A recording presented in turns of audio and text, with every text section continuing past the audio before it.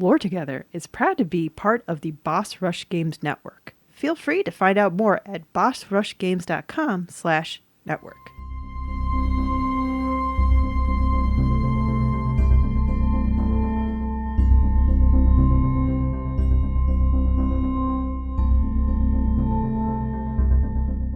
Hi, I'm Savvy. And I'm Mystic. And this is Lore Together. This is a podcast where a husband-wife team go over all the storytelling, world building, and characters of video games because it's what we like to do together. We lore together. Yep, and this is episode 136. Thank you for joining us for another fantastic episode to help us distract from whatever stressors may be bothering us. Before we get into the episode, though, if you'd like to contact us, you can do that in many different ways. Instagram, Blue Sky, Mastodon, Reddit, YouTube, Steam, and Discord down in the description below. Or you can contact us via email at loretogether@gmail.com. You can also check out our website at loretogether.com, where you can see links to all of our Let's Plays, including our Patreon-exclusive Let's Plays. And if you'd like to watch those, you can do that over on patreon.com/loretogether, where you can pay a per-episode pledge to get early access to episodes, access to those Let's Plays, voting rights in other Let's Plays, as well as mini episodes. The other way you can support us is by giving us a good review. 5 stars, thumbs up, wherever it is, wherever you're listening. We appreciate it. Yes, and now, of course, as always, I must mention that Mother Revolution, my debut sci-fi novel, is out now. Patrons already have an ebook copy if you're at the $2 above level, but if not, physical and digital copies are available at most major retailers right now. Yay. Woohoo! So, with that, Mystic, you already warned me this is another two-parter, for which we must apologize at the top of the show for doing one so soon after the last one. Yes. Look at him struggle to try to explain what happened here. So, Actually, it's an audio medium. That was a horrible started thing to say. researching this episode, I thought it was going to be one episode. Yes. And then I got into the story of the expansions and how they interweave within the actual game. Oh. And there's no way I can just cover that briefly. That kind of sounds like what's happened with your Halo research not Yes. too long ago.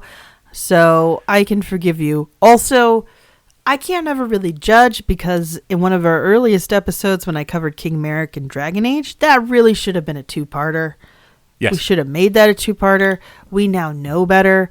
But sometimes it just takes wisdom, which luckily you have. But I had no intention of doing a two-parter so close to our previous two-parter, which was Book of Denis. Yes. So... But we're not doing a book this time, it sounds like. No, we are doing a game. We have covered part of this game series before. Oh? Way back. We haven't touched this franchise since episode 15. Whoa. You know, if only it was Beyond Good and Evil, but it's not. I'd have to look it up on a podcast app to remember. This stinks. I know King Merrick was like soon before that, so what did you do right after? I don't remember, Mystic. I'm sorry. I'm sure the fans are screaming at me. It's a first-person shooter genre. It is a high watermark for this developer. Not Call of Duty. This developer famously cannot count past 2. Oh, really? So are we doing Half-Life 2? No, we're doing Half-Life 1. Oh, okay. Okay. We technically did not cover the series. We covered the timeline up to the start because we covered Portal, which was all before. Yes, exactly. Yes. Wow. That makes sense. I'm still waiting for Left 4 Dead 3. I'm sorry. I know that series hasn't been updated in a while, but I want it. So we'll be sticking primarily in Black Mesa. Yes. And we covered those events, kind of the opening of Half-Life 1 and the kind of prelude to... We've played the beginning of Half-Life 1, I remember. Yes, I don't believe that stream is public because that was before we did public streams for our games, but... Okay, we'll check on that. Yes, that is well before we did public streams. We won't be delving into the events of the expansions because that's going to be next time, because there's 3 expansions that cross into all this. Okay. So again, I didn't intend on doing a 2-parter, but here we are. Well, considering its half-life, I'm so not surprised. Yeah. We'll be talking about the Black Mesa facility, which is an enormous complex above and below ground in the desert and canyons of New Mexico. Mm-hmm. All right. And the game is split into 19 chapters. Okay. Yeah. That's If you've played Half-Life, Half-Life 2, the level transition is chapter, essentially. Okay. Yeah. All right. Because they really like we're going to disguise the loading zone in a hallway. So when you enter the door, loading screen, and then you are in the same hallway in the next level. Well, we have to remember also these games are, 20 plus years old now? Half-Life 2, I think, was 2004. So when the loading screens tended to be super long, it does, for example, in a more modern game, I'm going to go back to Dragon Age of Veilguard because that's my current obsession. Loading into a new level or area feels instantaneous to me. I am an older gamer. I've been doing this for a long time, where when I play something like The Sims 4 and it takes me like even 4 seconds to load into another lot or neighborhood, I'm offended.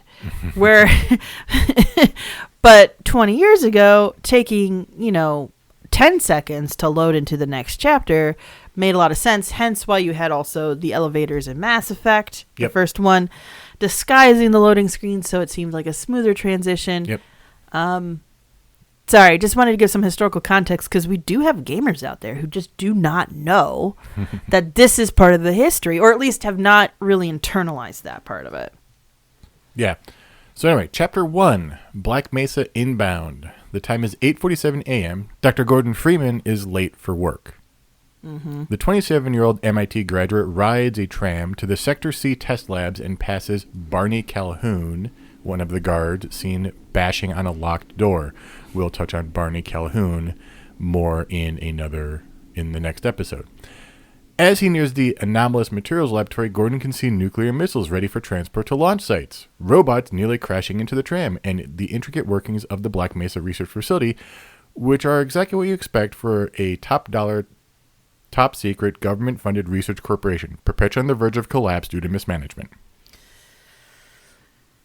Ouch. That feels accurate for this day and age. Moving on. The public announcement system announces the most recent news, makes ironic comments about employee healthcare issues from radiation and mentioning urinalysis tests as the tram passes over large pools of radioactive waste just out in the open, uncovered. Just hanging out.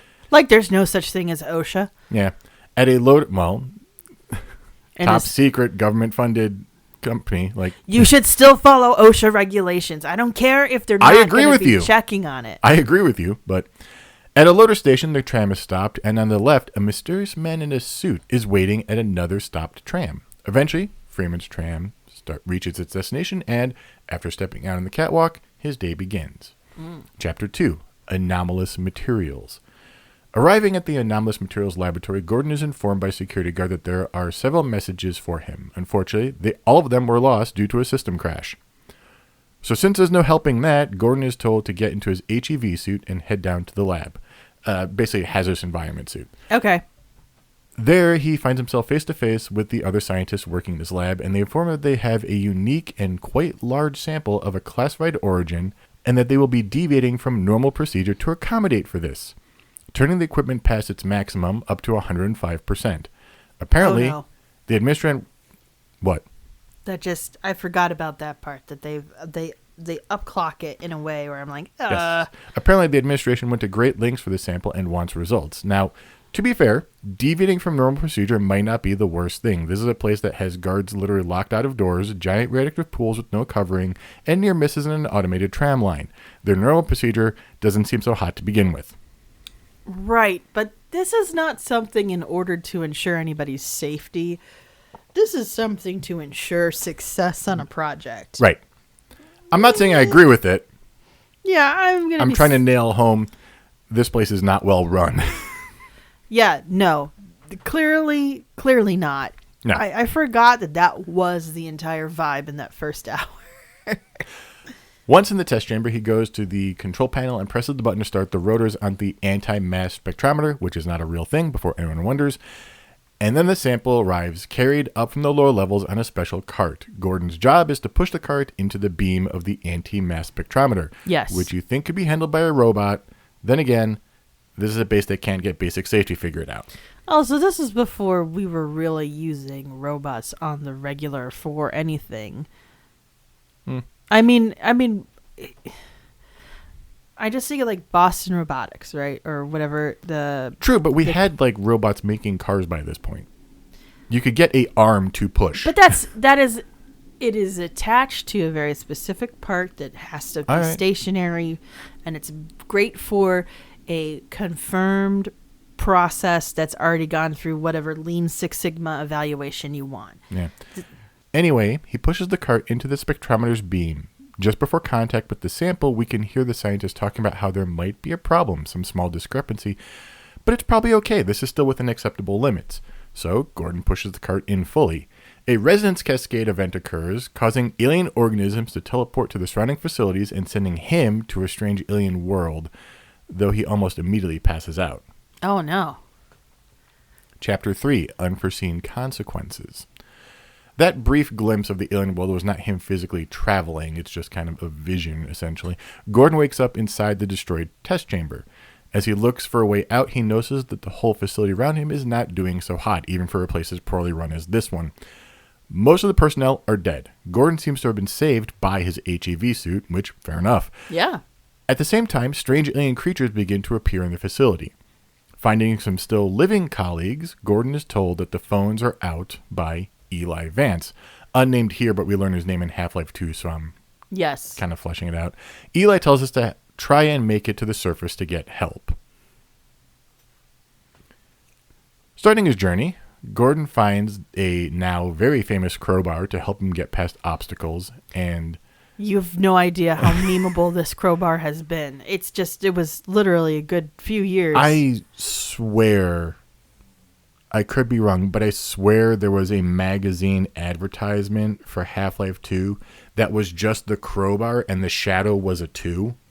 I think you're right. I think you're right. Oh my gosh. Wait, hold on. That's how noteworthy this crowbar was. So I am not seeing the ad that you're mentioning, which I believe. But you're right. I would not be surprised because it was just infamous. Yeah. Like, you're a physicist with a crowbar. Good luck. Yeah. So the tram system is too damaged to work. He's got to find another way out. Unfortunately, the only way out from here is across the Sector B Coolant Reserve Facility, now overrun with alien creatures. Every so often during his journey, by the way, Gordon will also spot that mysterious suited man from earlier, watching him from out-of-reach places, and he always seems to walk off before Gordon can get to him. You're like the smoking man in the X-Files. It's very much that vibe. Chapter 4, The Office Complex. Gordon reaches the administration center at Sector D, where several scientists and security guards have barricaded into the office complex, all hiding, which I can't blame them for doing. Nope. Avoiding the ceiling turrets and the invading Vortigaunts, we'll get to that in a moment, Gordon hears from the personnel that the military have arrived to rescue people who are trapped, but that you should still head for the surface. Right, that's fair. Let's take a moment here to discuss some of the enemies that we've seen. This is not going to be an exhaustive list. Just get a feel for what we mean when I say aliens. Head crabs are pretty well known if you've seen anything Half-Life related at this point. They're basically fleshy pumpkins with 4 arachnid legs. Yes, that's right. On the underside, they have hidden beaks that they use to pierce the skull of those they are feeding upon. Yes, they eat your head, literally. Vortigaunts are short humanoids. They have 2 legs, a torso, a head, and 3 arms, one coming out of their chest. Yikes. They all wear green collars and shackles and have 2 main attacks, the cool one being an energy discharge from that third hand. Lastly, I want to talk about the Hound Eye, a 3-legged dog-like thing that uses a single large compound eye that takes up pretty much the whole front of its body. Oh, it's so gross. So gross. They are pack hunters and have an energy discharge attack that honestly can be a right pain if you get caught by a whole pack of them. And of course, it's a pack. It's not just one. It's like a guy and his buddies coming out. Chapter 5, We've Got Hostiles. Reaching the high-security storage facility at Sector D, Gordon learns that the way out is through the Silo D door. But to open it, he must round the facility to the Silo door's control room. Okay. Passing through the storage area and avoiding the sentry turrets, Gordon witnesses something quite problematic. Those soldiers that people were so happy about being here to rescue them Yeah? are in fact killing scientists on site. Oh, no. Oh, dear. The soldiers, known as the Hazardous Environment Combat Unit, are not on a rescue mission. This is an attempt at a cover-up. Well, that's not going to end well for them. No, I mean, like, the scientist is the only guy who's going to be able to even somewhat explain what the heck's going on. So it's a cover-up. As such, they're not just killing the aliens, but also targeting everyone associated with the Resonance Cascade in order to contain the incident. Nope. Feels very Resident Evil-y. And I mean, like, the movie in particular, the first... If anybody doesn't remember the first Resident Evil movie, first of all, just watch it. It's a good ride if you like a zombie film that's really gory. Second of all, that was kind of the premise for why the compound they ended up having to infiltrate was as bad as it was. They were trying to cover everything up, and it turns out it just made it Zombie City. But, so the HECU is just no loose ends if they can do anything about it. Yikes. When he eventually reaches the surface, Gordon finds the facility is now under total control of the HECU. Also, to complicate matters, there is also an artillery bombardment currently in progress. So, things a bit hectic topside. Hectic indeed. Taking cover back again in the underground complex, a line that I will be saying a few times. It's always an underground complex in a lot of modern stuff. So if I remember correctly, it's been a long time since I played this game. There's a lot of out of part of the facility on the surface for a bit, go back down into the facility. Yeah, okay. So, but I just mean in general when it comes to a plot like this, a lot of, in the last half a century, there's been a lot of saying, it's an underground bunker. yeah. So. Can't imagine why that would be.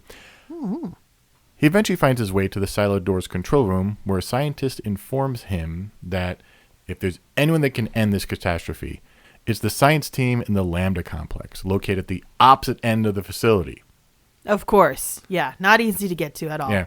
But to get there, Gordon must find the old decommissioned rail system beyond the Silo complex. Chapter 6, Blast Pit. Okay. With access to Silo D, Gordon gets on the old tram system to get to the rocket test labs, a largely sealed-off area of Black Mesa dating back to its earlier days as a Cold War-era missile complex. There it is. That's why it's underground. Now being used as a dumping ground for toxic waste from the rest of the facility.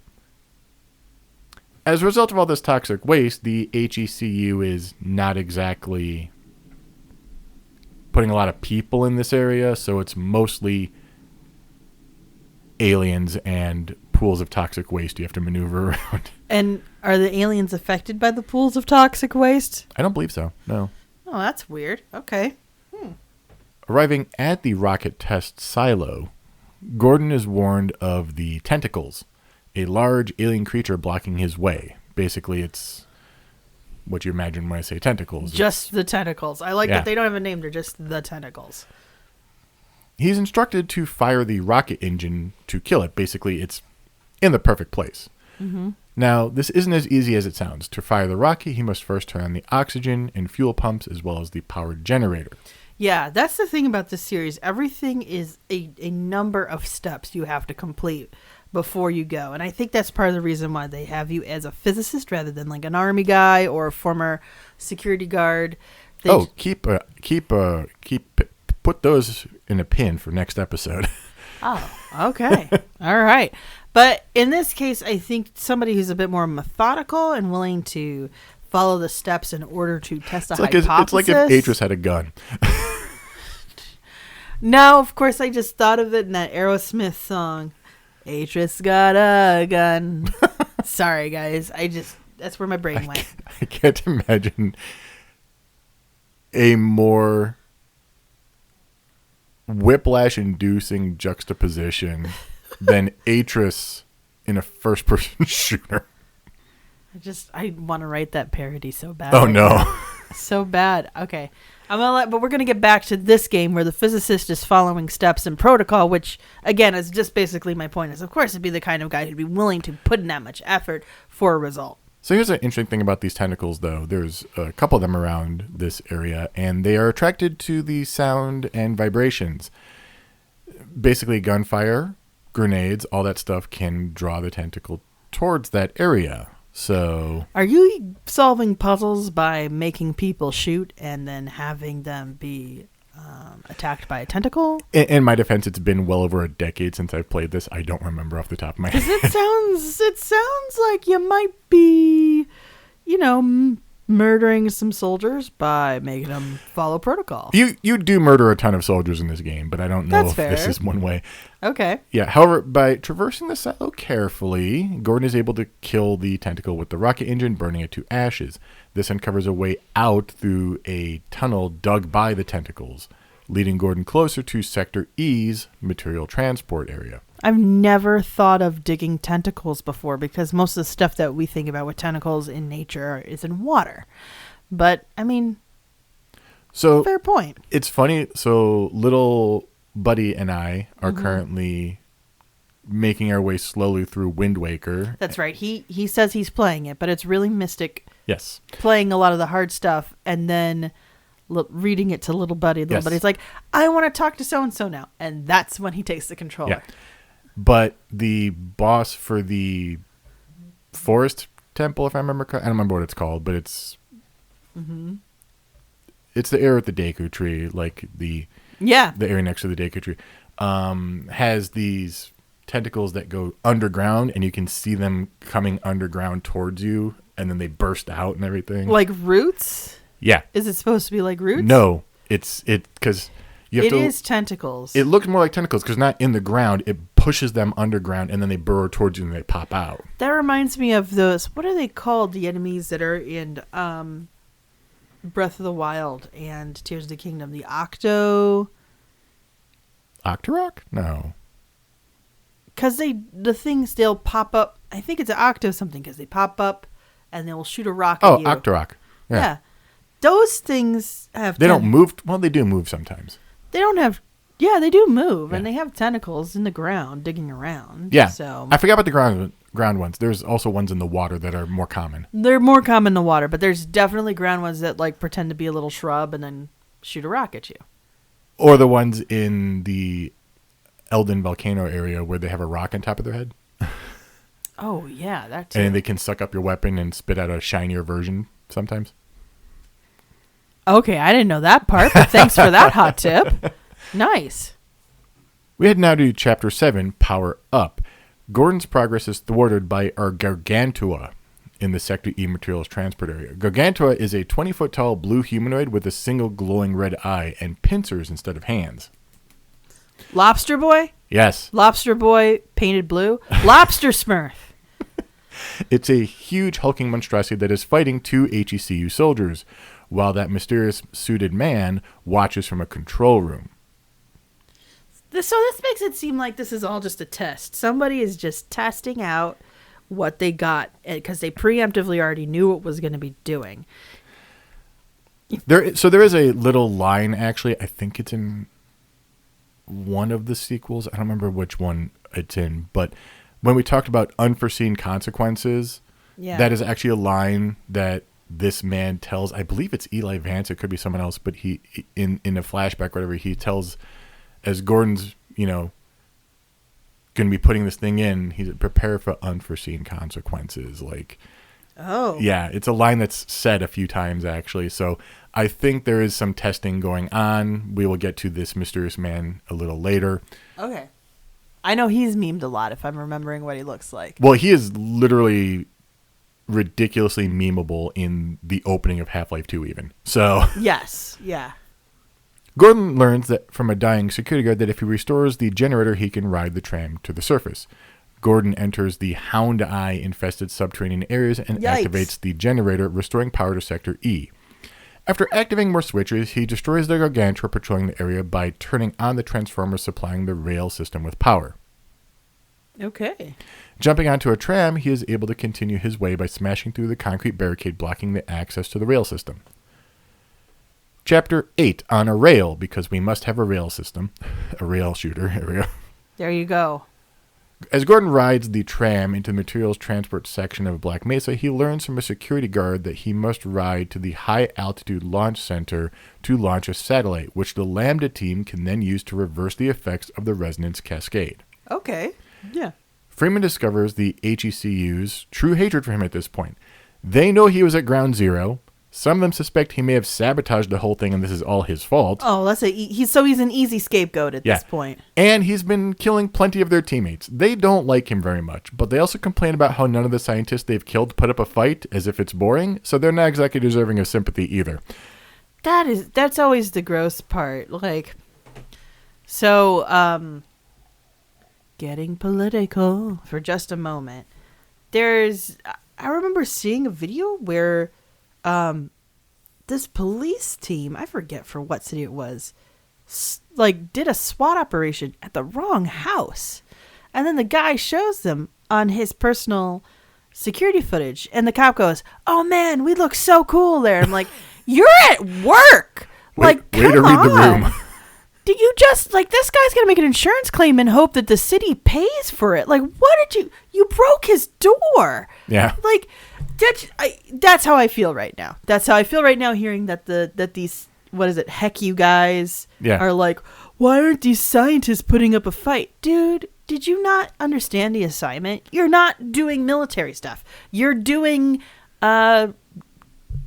authoritarian kind of thing. Yeah. Sorry. The HECU soldiers have also been reinforcing their position with sandbag bunkers and rapid-fire sniper rifles, mounted machine gun turrets, rocket launchers, all that fun stuff. I love how you made that list sound so mundane, and that's either mundane because you're in, military depot work, or you've just played so many video games. This is all just this is typical words for shooting and shoot stuff. Given some of the weapons I'm going to mention, rocket launcher, it's going to hurt, but there's cooler weapons in this game. This is kind of like when I upgrade weapons when we used to play Unreal. And it's like, oh, I only got the regular pew-pew. I don't have the boomy pew-pew. Okay. After going around in circles for a while, Gordon goes up several elevators and at last reaches the control room for the launch site. He sends the rocket up into orbit and then goes back down underground. Okay. Chapter 9, Apprehension. Continuing toward the surface, because again, we're going up and down and up and down. He's going the distance. Especially trying to find a surface that he won't be dealing with bombardment. Right. Gordon encounters a terrifying new aquatic creature, supposedly, according to one scientist, from the Challenger Deep, the Marianas Trench. But the scientist thinks that's a bunch of hogwash. This thing didn't swim in terrestrial waters until a few weeks ago. They call it the ichthyosaur, but that kind of makes you feel like dinosaur. No, this is like a twisted alien carnivorous fish. Yeah, so an ichthyosaur, actually, and we only know this because of a Little Buddy book we read to him a lot, is actually a fossil that was first discovered by Mary Anning of something that is literally a big old fish with toothy maw. But it still looks like it's a fish that just ate smaller fish. This looks like a nightmare. Yeah, an ichthyosaur looks weird, but it's not a nightmare. Yeah. It's not anything where you're going to be like, no, that's a monster. Yeah. After an underwater battle with the ichthyosaur, he manages to fend it off and defeat it with a crossbow and get back on his way.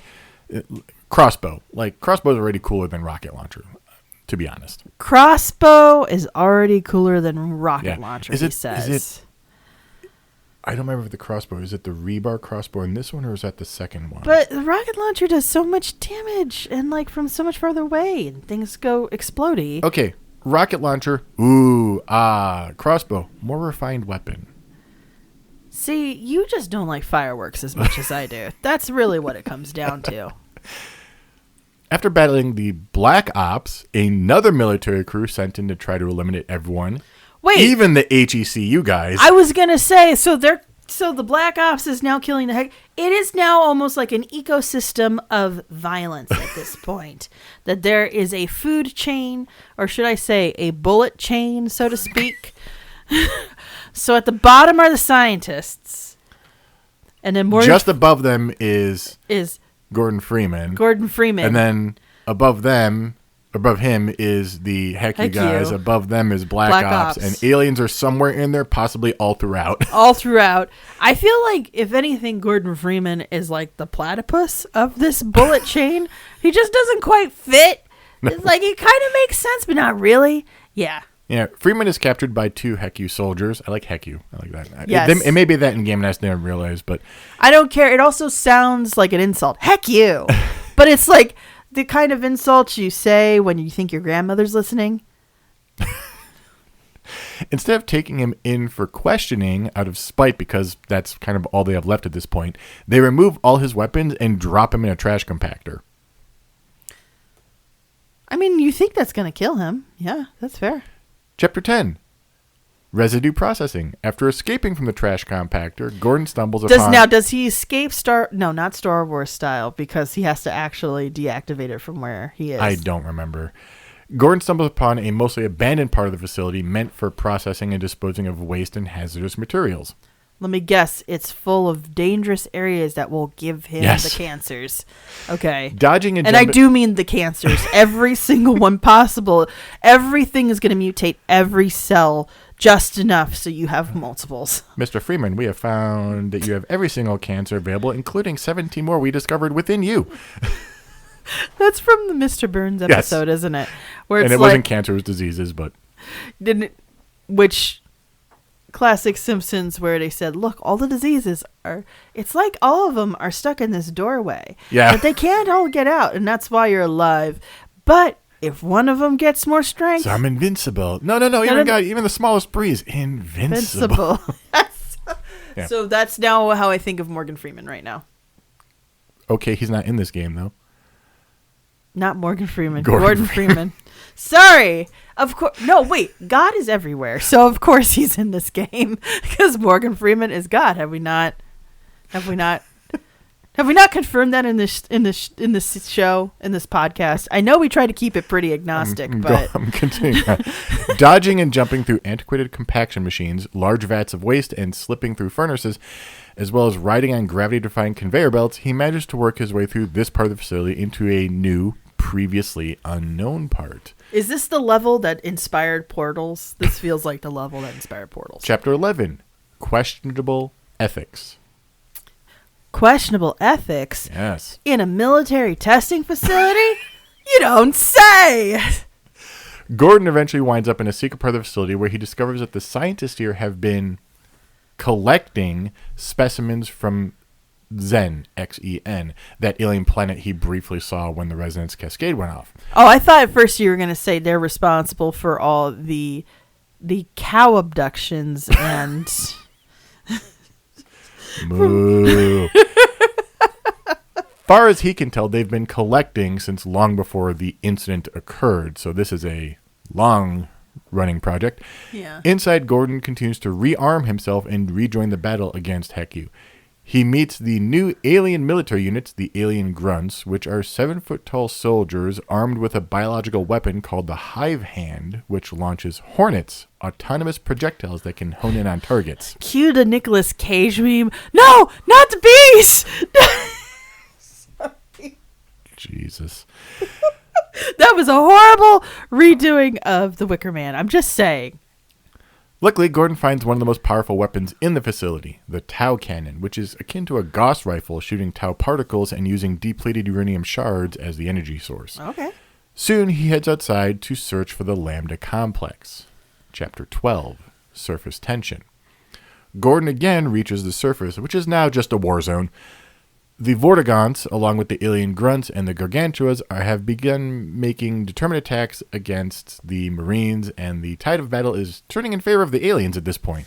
Well, I mean, they are at the top of the bullet chain. The Marines call in reinforcements, but it's not enough. Gordon must scale cliffs and navigate the bombed-out buildings while avoiding both sides at this point. Oh, jeez. Many skirmishes are seen between Hecu and the Xen forces. Finally, Gordon reaches relative safety, again, underground. Underground. Relative safety. You're right. He's kind of like a mole or an earthworm, just up above ground, underground, above ground, underground, whatever is most convenient at the time. So, yeah, that's I don't have anything to say about that. That's just the way it seems. Chapter 13. Forget about Freeman. The Hecu determine that they are fighting a battle that they can't win at this point. With this, as well as having continually failed to neutralize Freeman, they abandon their mission and begin to evacuate the facility, calling in airstrikes and heavy artillery to cover their retreat. So instead of heck you, they are heck that. Gordon enters an underground storage garage to avoid the bombardment and eventually fights his way through scores of aliens and several groups of decimated Hecu forces before reaching the Lambda complex. Oh, he finally reaches it. Yay! All lines of communication are cut. You must walk all the way over there. Yeah. Well, and not just walk, but essentially Fight your way there. fight your way there while moving through the earth. Yeah. Chapter 14, Lambda Core. Gordon finally reaches the Lambda complex, which he discovers to be the place where Black Mesa developed the teleportation technology that allowed scientists to travel to Zen in the first place. So they've been going to this place for a while, Mhm. and then did this cutesy thing like, oh, we don't know what this will do. Could you test it out and see what will happen when we bring it with the aliens? And they kind of knew What the whole happened? time. Yes, it's literally like, what happened? Yes, so they knew what happened the entire time, didn't they? I don't know if everybody had the inclination of what was going to happen, but some definitely had some idea that something was going to happen, yes. Jerks. The handful of surviving personnel who have held themselves up in a stronghold, they have some bad news. That satellite that Gordon launched proved to be a bit ineffective. It was worth a try. It's called science for a reason. Well, it's not able to reverse the effects of the resonance cascade, basically closing these portals, because an immensely powerful being is on the other side of the rift, keeping it open. Oh, no. Since the military is useless, it's up to our plucky scientist turned soldier to go to Zen and kill this immensely powerful being. Is he now the Doom guy? He's the Doom guy now. What? Wait, I feel like the premise of this game is, what if the Doom guy was a physicist? What if the Doom guy was a PhD? Yes. Yeah, pretty much. This is feeling like Doom guy. Before being teleported to Zen, Gordon gains access to an arsenal, health, and HEV charges, and is finally given the long jump module upgrade to his HEV, because Half-Life does feature some platforming. Oh, I'm so glad we're not playing up to that point in the live stream. After an attempted interception by alien controllers, which is basically part of the alien forces that control the scientists, the leadership. Yeah, essentially part of the leadership. The scientists open the portal and Gordon jumps through. Chapter 15, Zen. Once in the border world of Zen, Gordon encounters many of the aliens that have been teleported into Black Mesa in their natural habitats, as well as the remains of some now dead HEV-wearing researchers who came before him. Oh, wow. Now, I don't want to get bogged down here. Despite many sources calling it a border world, in fact, that's what all the wikis called it, it is not a singular planet or station or anything like that. It is more a series of floating asteroids within a nebula. Oh. Yeah, the okay. areas we visit for Zen are all connected via teleporters and are either on or within those asteroids. Now, And in a nebula, too, which sounds like a very high chaos environment, considering what's needed to birth a star? yeah, if you remember, we actually talked about this with Book of Dani in part 1, Yes. where one of the links is such an old, like one of the linking books links to such an old age that the sun had gone nova. Yes. And he stepped into the birth of a star. So, yeah. The areas we visit on Zen are either within or on those asteroids. Now, scientifically, this is kind of fascinating because asteroids are not known for their gravity or atmosphere, yet we have some gravity. It is less than Earth, but there is some gravity. And the Zen creatures have no problem surviving on Earth, so the atmosphere must be similar. Who knows? Game logic prevails.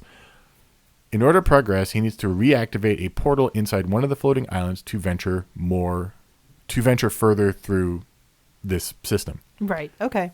Chapter 16, Gonarch's Lair. Freeman is made to face one of the Nihilanth's Okay. most powerful minions, the Gonarch, which is the final life stage of the head crab. The final life stage of the head crab is the what? Gonarch. Gunarch. Yeah. This thing is huge and tough, its only weak point being the egg sac on its belly. Gordon is able to kill it and then use the portal created after its death to continue. Side note, the Gun Arch design was initially brainstormed at Valve when someone posed the idea, why don't we put a giant testicle on a 20-foot armored spider? This is such guy logic. Which I'm sounds sorry. like something you'd hear out of the Black Mesa scientists in universe. Right. That is just so inane. But wait, and also I just want to state bizarre because a testicle, not a pair, as seen commonly in nature, just one. Sounds like there's some inside joke that led to this that we are not privy to, and I don't know if I want to be. So there is I think it's just like an hour plus documentary about the making of Half-Life that Valve just put up one day. I like the idea. It's like, surprise, you have a documentary. Yeah, they've gone in depth. There's books and movies and videos all about the developments of Half-Life and Half-Life 2 and all these things. They have developer interviews and everything. It's pretty cool. I haven't watched any of them, but I know of them. Anyway, Chapter 17, Interloper. Gordon's journey across Zen continues, but his supplies are running short, spent in destroying the Gun Arch. He is teleported to an alien grunt cloning facility where the army of Zen is created. There, Gordon finds a group of docile Vortigaunts working. In fact, the Vortigaunts won't attack unless an alien controller is nearby and forces them to. Oh, wow. Remember I said that they were all wearing green collars and shackles? Oh, so they're slaves. The Vortigaunts are a slave species. Fun times. Oh, man. Gordon exits... What? Yeah. It's just... It's all about power. Essentially, the story is all about the corruption of power at the top. That's pretty much on our side and on the alien side. Gordon exits the facility and gets ready to enter one last teleporter. Chapter 18, Nihilanth. Nihilanth, if you're wondering. In a vast cave, Gordon finally confronts the powerful, mysterious being that is holding the portal open, the Nihilanth. A massive floating being that looks way too much like an oddly proportioned human fetus.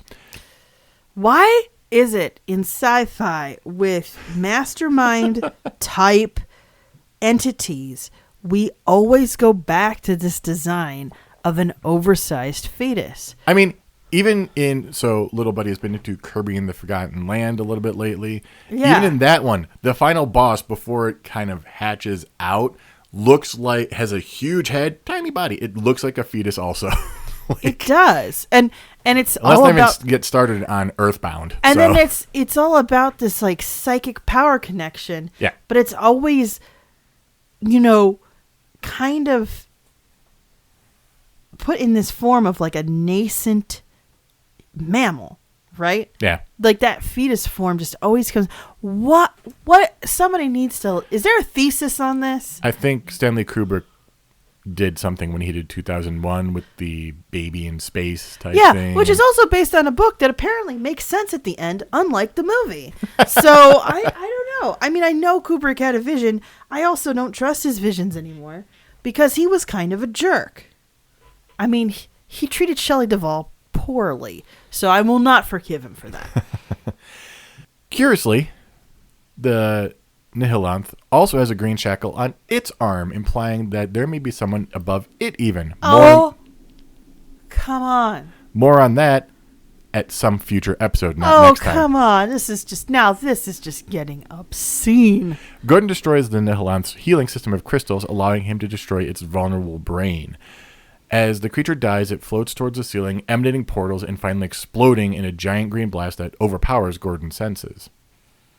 Oh, wow. Now we get to the end game. When Gordon comes to his senses, he finds himself in front of the G-Man, our strange-suited man who we've been seeing throughout pretty much of the game. Who's been basically watching everything, like...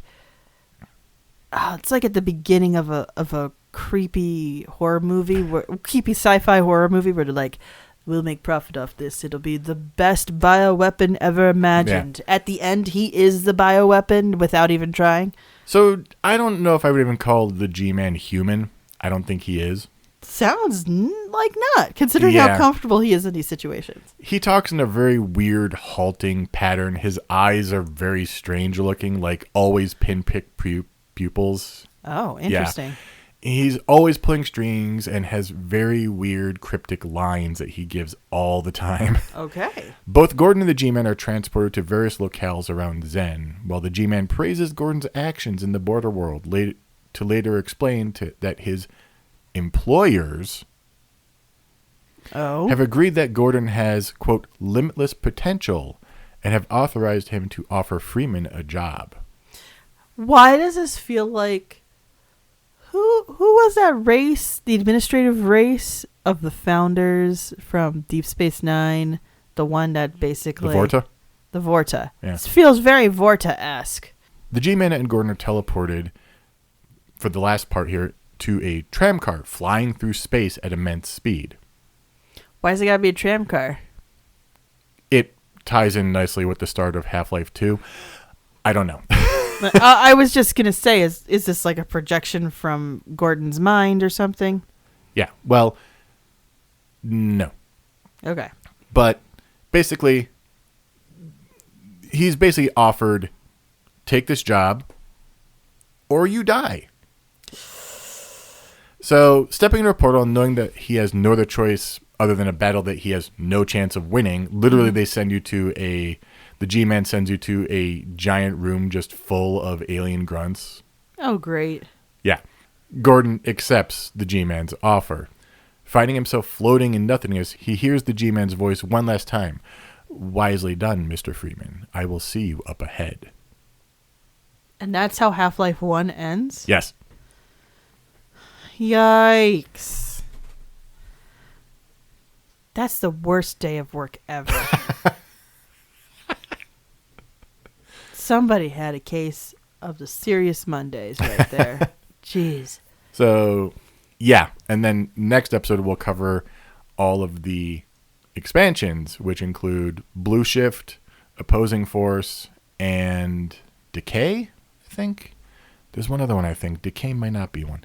It's a weird one. There's one that's only for the PS2. I don't remember which one that is. So. Okay. Wow. Oh, man. It's just all the way up. It's just slaves. I just can't. I don't have any cool with that whatsoever. Yeah. Slaves all the way up, turtles all the way down. Boo. I'm not happy with that. Not happy with that at all. And I guess you'll get to see me be disappointed in the first hour live stream. That'll be the Thursday after this releases to the public. Yep. Not a lot of platforming that first hour, if I remember correctly, so we should be okay. But of course, you'll be playing the second hour after that, or maybe one of the expansions. We'll see. We'll see what we decide. So thanks for listening to part 1. If you want to catch us on our alternate Thursdays when we're not doing the first hour of the game or series that we've covered, you can watch us continue our Mass Effect 2 live stream, or Let's Play, I should say, where patrons vote on big decisions, and the chat will vote on some of the ones that happen on the fly. Yep. But for now, thank you for listening. Thanks so much for listening. So we'll catch you next time for part 2 specifically. Yep. Bye. Bye.